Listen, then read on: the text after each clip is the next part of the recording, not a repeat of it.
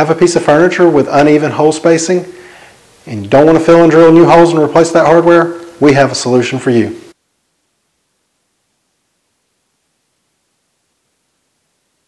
Our secret weapon here is adjustable hardware by Franklin Brass.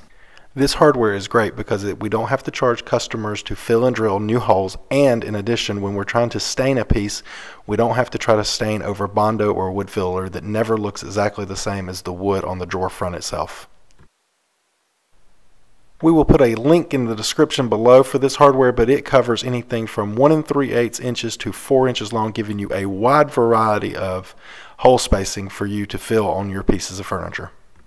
So this dresser, like many dressers in this era, has all the same hardware, but they're different hole spacings. As you can see here, these two pieces here look exactly the same, but when you flip them around here and you see the screw hole spacing, it's different. So when you're trying to find hardware to go on here and you don't want to take the time to fill and drill new holes, or that's just too much work or whatever, we found something that is a very good solution on a more modern pull. You can see these on here that we've already put on, and this hardware is from Franklin Brass, and it is an adjustable hardware. Okay. One good thing about this hardware is that you can decide on how much of this excess over here you want exposed by which way you spin this piece right here, and there's a pin inside here that holds the hardware. The way we have it set up right now is the pin is on the outside, but if I flip it around the other way, and I'm going to show you here, it's going to make this part right here exposed more.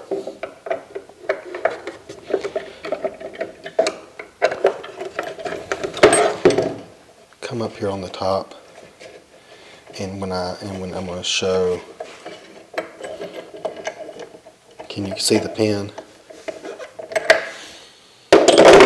As you can see here, the pins are on the outside part of the drawer. If we turn them to the inside, like so,